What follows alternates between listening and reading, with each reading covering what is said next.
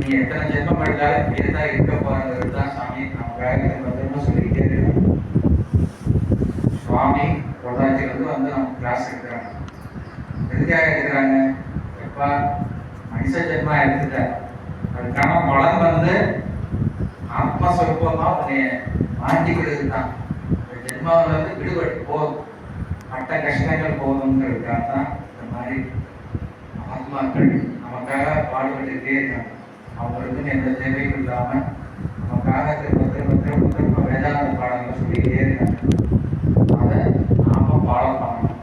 இருந்தால் அந்த தான் மையமாக வச்சு தான் தெய்வதாரி கழகத்தில் சுவாமி சிவானந்தருடைய ஜெயந்தி வருஷம் கொண்டாடிட்டே இருக்கும். இன்னைக்கு 4ஆம் நாள் நிகழ்ச்சி, காலை நிகழ்ச்சி சுவாமி தான் முடிச்சு கொடுத்தாங்க. மாலை நிகழ்ச்சியாக சிறப்பு சிந்தனை மன்றம் தமிழறிஞர் பத்மஸ்ரீ சாலமன் பாப்பையா ஐயா வந்து இன்னைக்கு வர போறாங்க. அவர் வந்து அம்மாவுடைய பெரிய பக்தர். பேர் தான் சிறப்பான கிறிஸ்துவராக இருந்தாலுமே அவங்க முன்னோர்கள் எல்லாருமே கோயிலுக்கு வந்துருக்காங்க. ஏன் ஆனந்தா என்னை கூப்பிடுறாங்க, அதனால தான்ப்பா நான் கோயிலுக்கு வருவேன்னு சொல்லி சொல்றேன். எப்போ சொன்னாலுமே செப்டம்பர் மாதம் ஒரு பேர் ஒதுக்கி வந்துருக்காரு. வருடம் வந்துகிட்டே இருக்காரு. இன்னைக்கு என்ன தலைப்பு சொல்லியிருக்காங்கன்னா, குருதேவரின் பெயருடன் பெரிதும் விரும்பியது பக்தியே சமூக பணியே. பக்தியேங்கிற தலைப்புல